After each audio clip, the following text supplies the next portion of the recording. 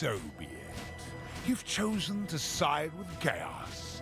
This is my world, and you shall obey my order. Embrace my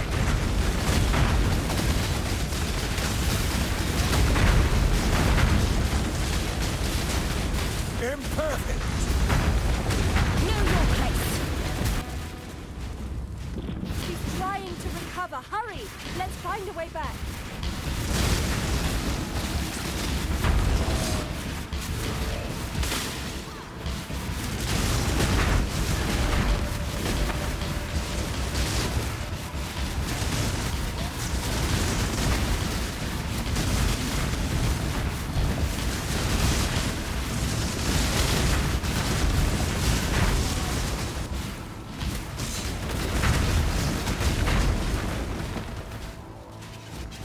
Behold the face of your unmaking!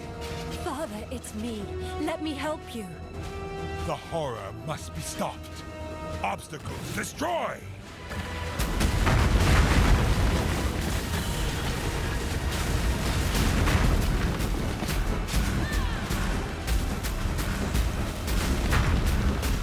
Gain space. Imperfect!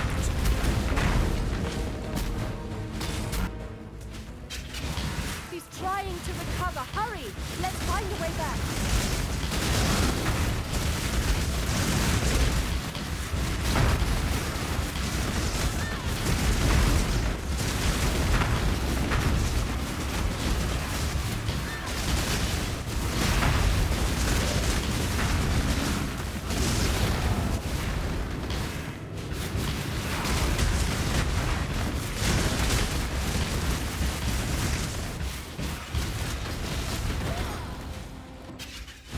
These memories are mine. I cannot lose them. They lie to you, Father. I'm your true memory. To save the future, the past must be sacrificed.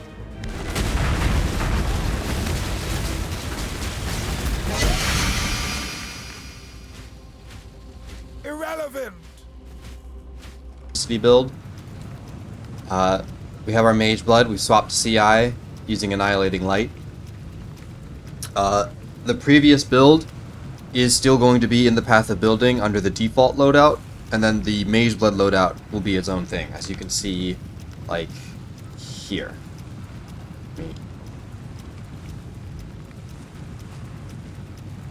Default, no Mageblood. This is where the final low life setup ended up. Also, path of building is incorrect in its damage. Local Identity was in the Reddit thread and said that they are adding in the ability to have a drop down here for the average damage, which will take into account your pulse rate. Right now, it doesn't work. It just assumes every pulse is either the stronger pulse or the normal pulse. So that's why this damage number is ridiculous, and that's why it was ridiculous in the last video, even though the showcase was not accurate to the damage numbers shown. So, you probably, I don't know, it's going to be somewhere like you just take the final number and divide it by 5. I get you close enough to kind of have an idea.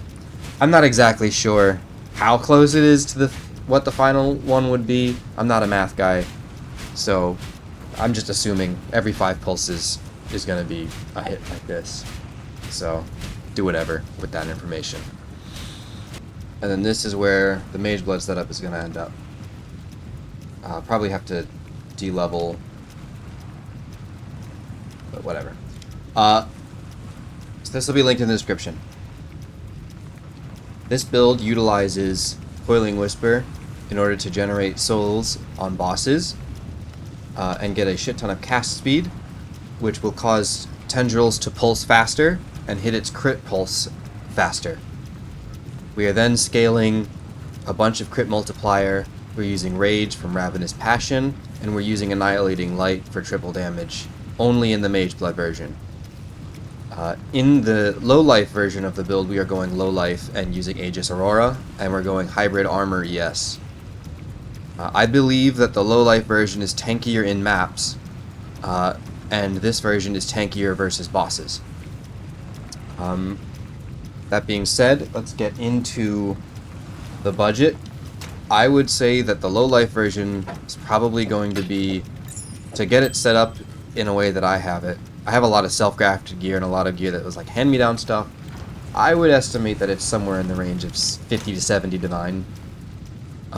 Granted, prices change. Maybe you buy stuff cheaper, maybe you buy it more expensive. Maybe you craft stuff cheaper, get lucky, or maybe you just fail every craft. At which point, that sucks, you know? Budget is what it is, just try to make the most of what currency you have. Now, we'll start out with the tree. We're an elementalist using our golems. So we're taking Liege of the Primordial. Shaper of Winter against most content. And if we're fighting for, say, feared rotations, we are taking Bastion of Elements. And we're taking Heart of Destruction, just for the extra AoE while we're mapping, and the more damage while we're bossing.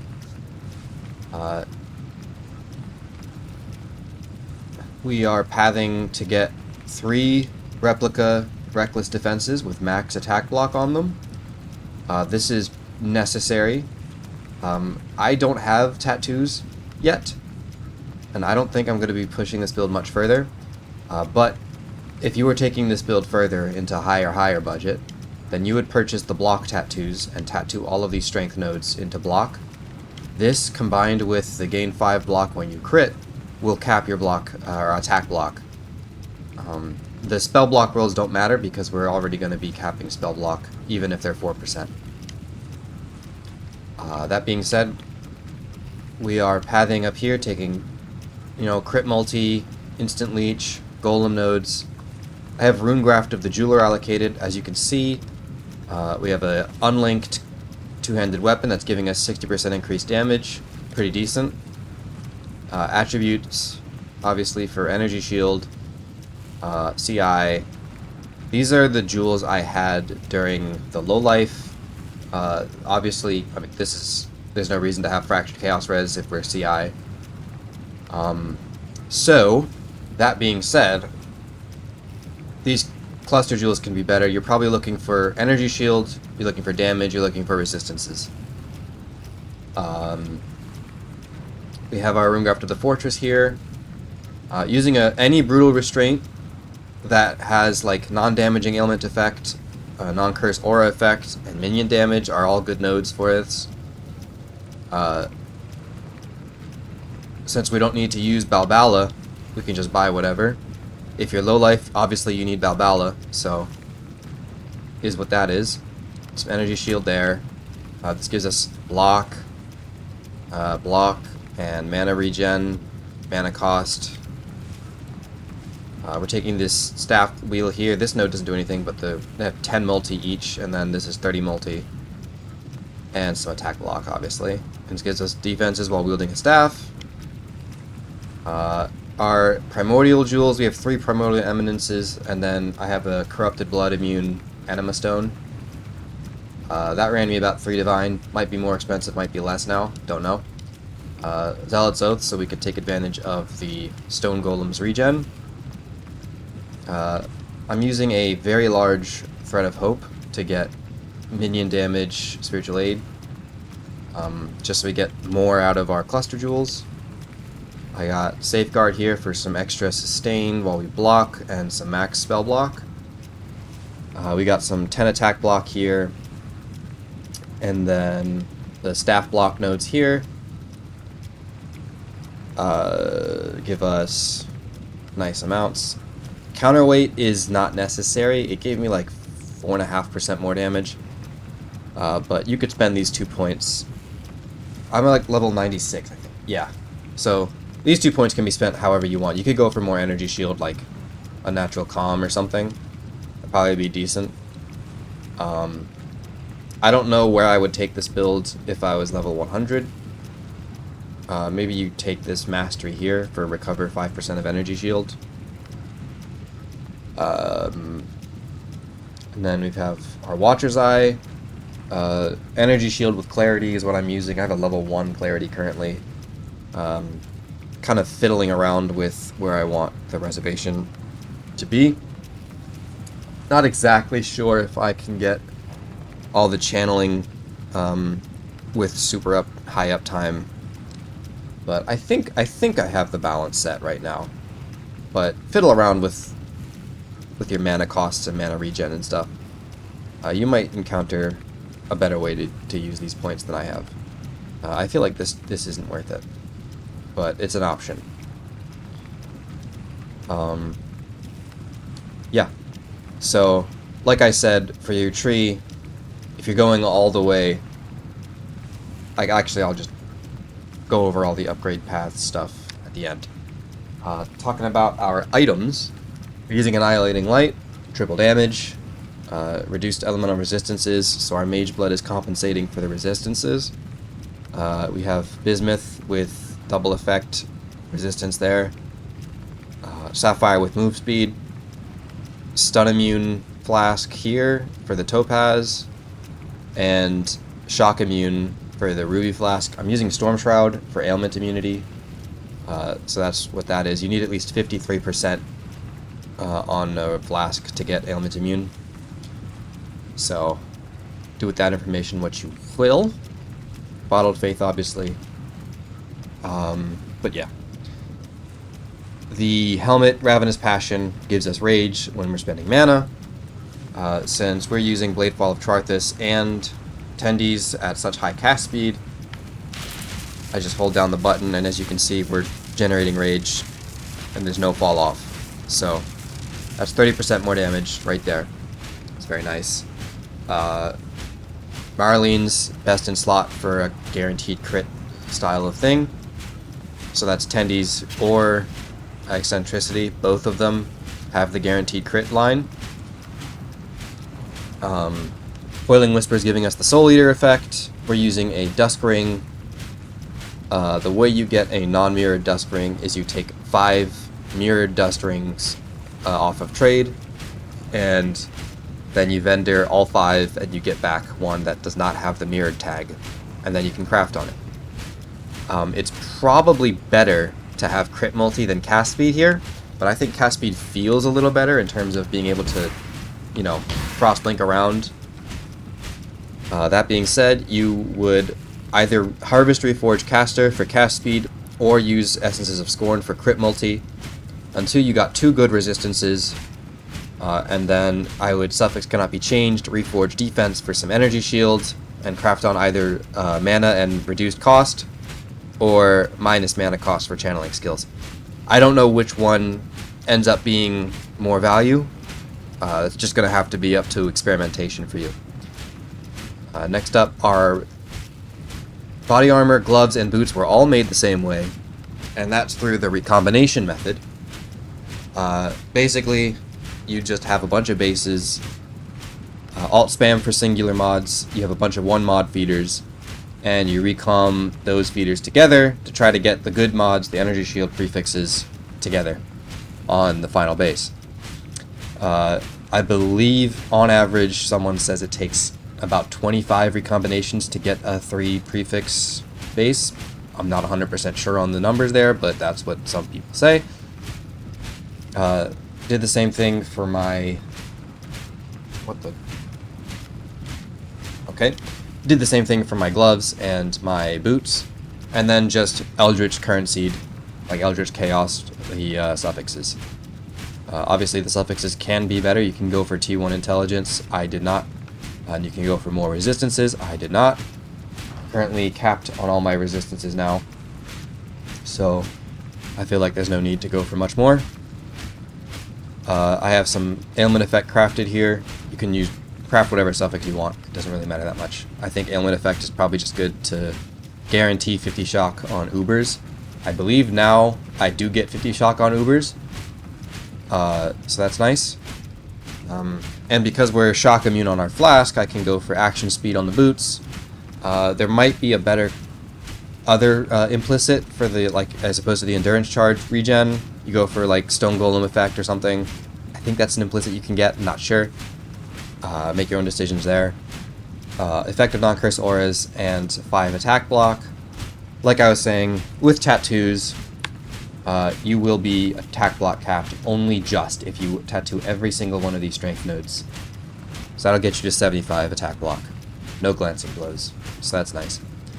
Not many good implicits for gloves. You could go for a pair of influenced gloves.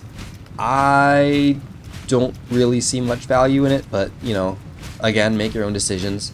Hinder's nice, and minion damage affects us because of spiritual aid, so that's just 16% increased damage. Whatever, it's fine.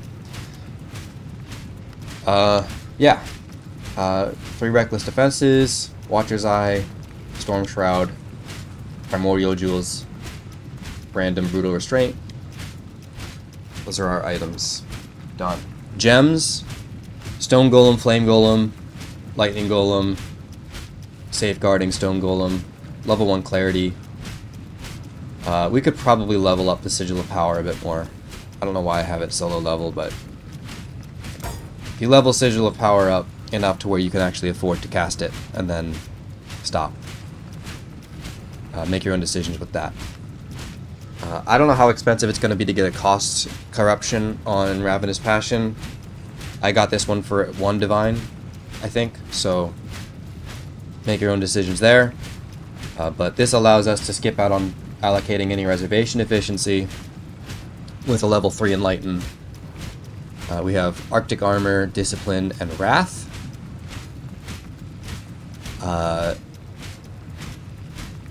Pretty dice. Maybe you go for a Ball Discipline instead of a 21. Maybe you get a 21 Ball Discipline. Up to you. We have a Guardian's Blessing set up since we don't need to have these sockets for our life reservation since we're CI. So we have a Guardian's Blessing with Stone Golem of Hordes and Zealotry. And this just acts as a extra burst button. Nice to press. Frostblink of Woodery Blast at level 1. Don't need to level it. Costs more mana.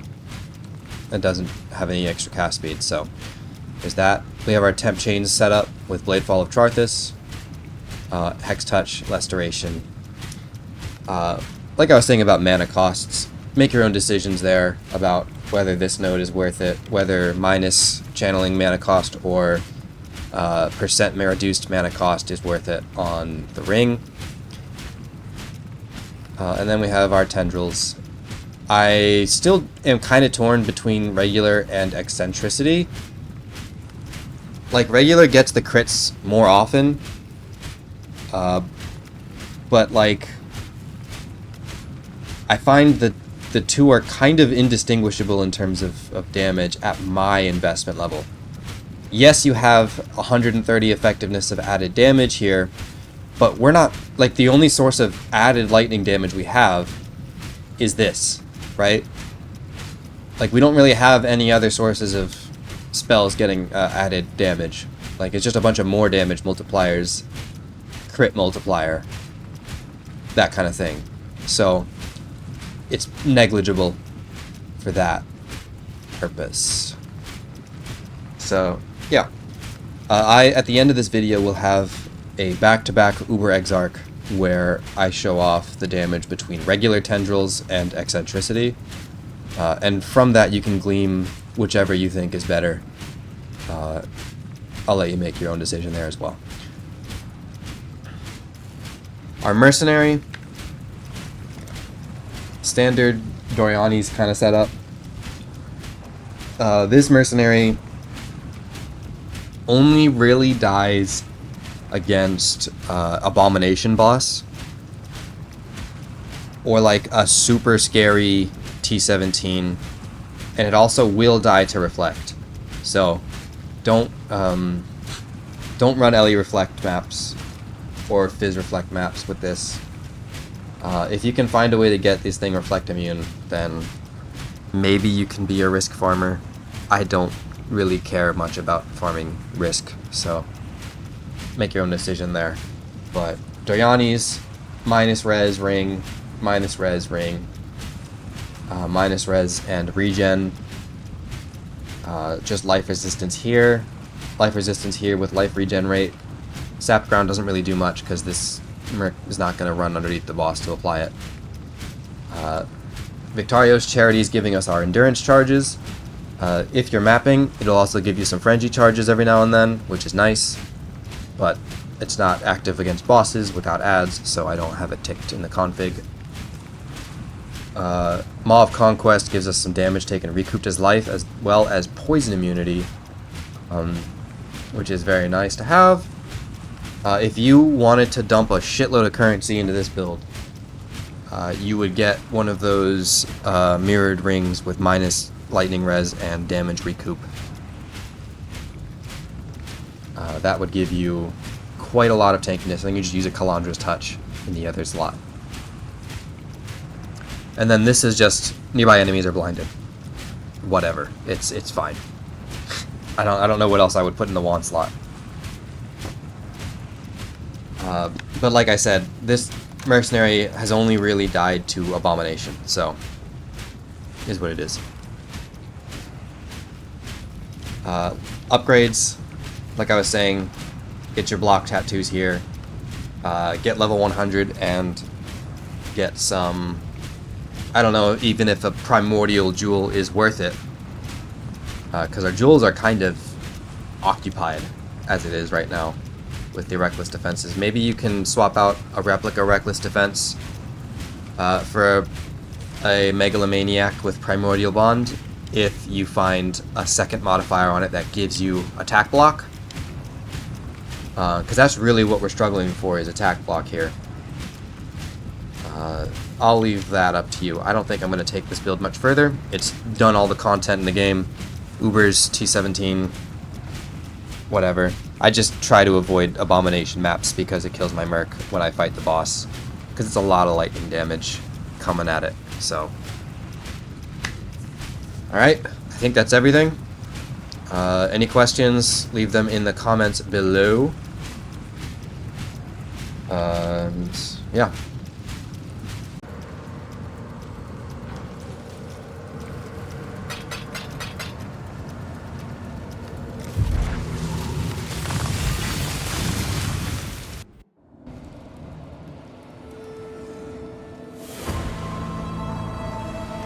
Your absurd defiance ends here, hatchling.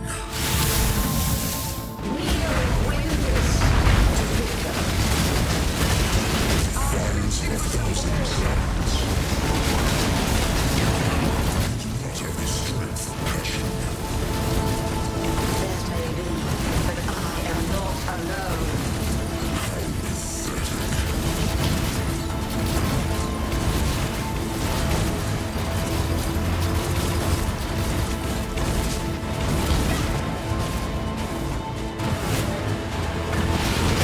Defiance of 1,000 suns.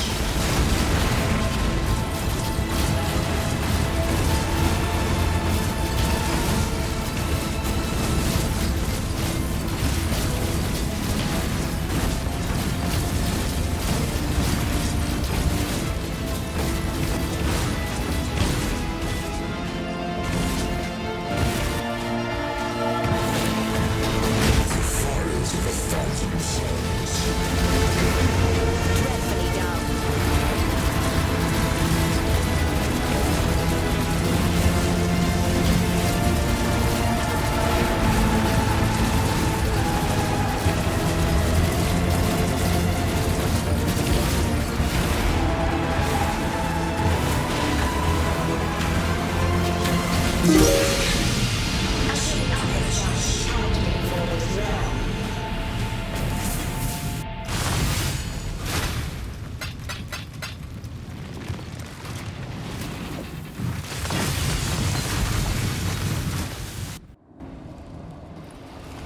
Your absurd defiance ends here.